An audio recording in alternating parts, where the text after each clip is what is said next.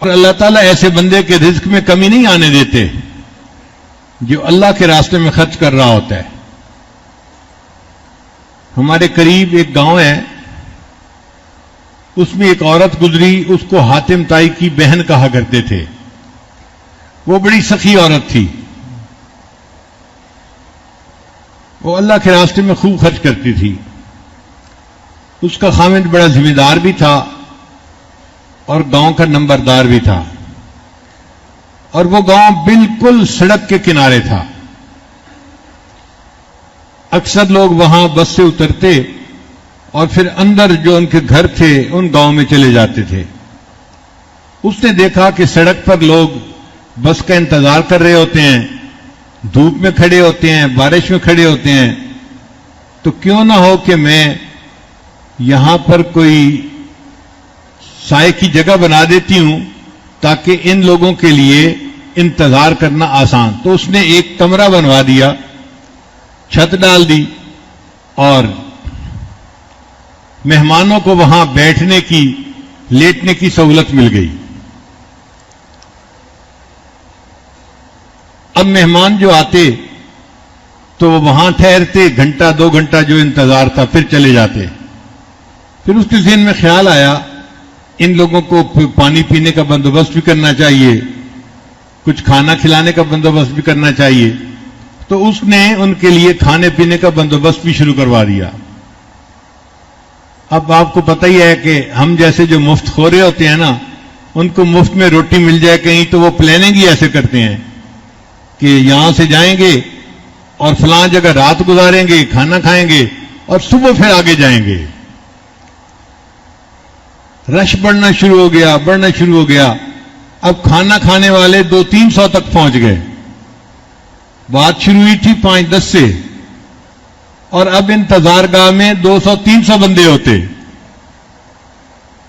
مگر کھانا پکایا جاتا اور ان کو دیا جاتا۔ اب کچھ لوگ جو ہوتے ہیں نا، وہ بڑے خیر خواہ ہوتے ہیں، اللہ ہی ان سے نمٹے، ان بیچاروں کو ہضم نہیں ہوتا یہ سب کچھ۔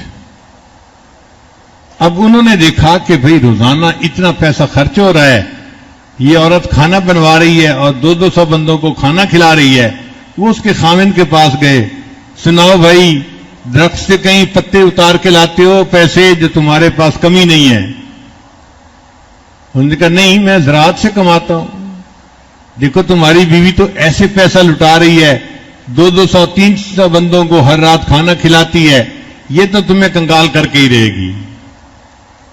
کوئی دوسرا آ جاتا، وہ بھی اسی طرح کی بات، میاں کچھ جمع کر لو، سوچ سمجھ سے لگاؤ، برا وقت بھی بندے پہ آ جاتا ہے۔ اب ادھر سے کوئی مشورہ، ادھر سے کوئی مشورہ، وہ بندہ اتنا تنگ آ گیا کہ ایک دن اس نے فیصلہ کر لیا کہ اب میں یہ مہمان خانہ جو ہے ختم کر دوں گا۔ اس نے آرڈر دے دیا، آج کے بعد ہم کسی کو کھانا نہیں کھلائیں گے۔ جب اس عورت کو یہ خبر ملی تو وہ بڑی غمزدہ ہوئی، مگر اس نے اپنے خاوند سے کوئی جھگڑا نہیں کیا۔ جو عقل مند سمجھدار بیویاں ہوتی ہیں نا، وہ موقع پہ بات کرتی ہیں اور ایسے طریقے سے بات کرتی ہیں کہ معاملہ سلجھ جائے، معاملے کو الجھاتی نہیں ہیں۔ چنانچہ وہ غمزدہ بیٹھی تھی، ڈپریس تھی۔ خاوند گھر آیا، اس نے پوچھا بیوی سے، کیا ہے آج بڑی مغموم لگ رہی ہو؟ انہوں نے کہا بس آج دل بہت غمزدہ ہے میرا، کہیں دل نہیں لگ رہا، بہت طبیعت بیزار ہے۔ اس نے کہا پھر اچھا ایسے کرو، میں جا رہا ہوں زمینوں پہ، مربے میں، تو آپ میرے ساتھ چلو، زمینوں پہ جاؤ گی، وہاں پر سبزیاں دیکھو گی، پھل دیکھو گی، سبزہ دیکھو گی، اور چیزیں دیکھو گی نا، تو تمہیں طبیعت تمہاری فریش ہو جائے گی۔ اس نے کہا ٹھیک ہے۔ چنانچہ بیوی اپنے خاوند کے ساتھ زمینوں پہ چلی گئی۔ اب کچھ دیر تو وہ چلی پھری، پھر ایک جگہ جہاں پہ کنواں چل رہا تھا نا، وہاں آ کے وہ بیٹھ گئی اور کنویں کے اندر اس نے جھانکنا شروع کر دیا۔ آدھا گھنٹہ گزر گیا، یہ عورت بیٹھی کنویں کے اندر ہی دیکھتی جا رہی ہے۔ تو خاوند اپنا کام سمیٹ کے آیا، اس نے کہا اللہ کی بندی کیا کر رہی ہو، اتنی دیر سے ایک ہی جگہ بیٹھی ہو؟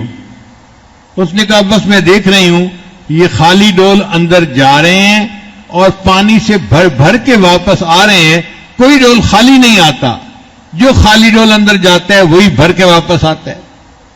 تو خاوند ہنس پڑا, کہنے لگا تم بڑی بیوقوف ہو, تمہیں پتہ نہیں ہے کہ کنووں کا پانی خشک نہیں ہوتا, یہ ساری عمر بھی کنواں چلتا رہے, خالی ڈول جاتے رہیں گے, بھر بھر کے آتے رہیں گے, اللہ کنویں کا پانی اسی طرح رکھے گا, زمین سے اور پانی آتا رہے گا.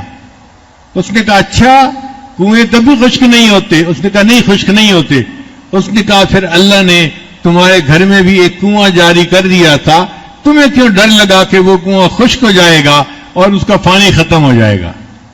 خاوند کو بات سمجھ آ گئی, اس نے فیصلہ کیا میں مہمان خانے کو چلاتا رہوں گا. وہ عورت جب تک زندہ رہی پوری زندگی 200-300 مہمانوں کا کھانا روزانہ کھلاتی رہی, اور اللہ اس کے خاوند کو رزق دیتا رہا.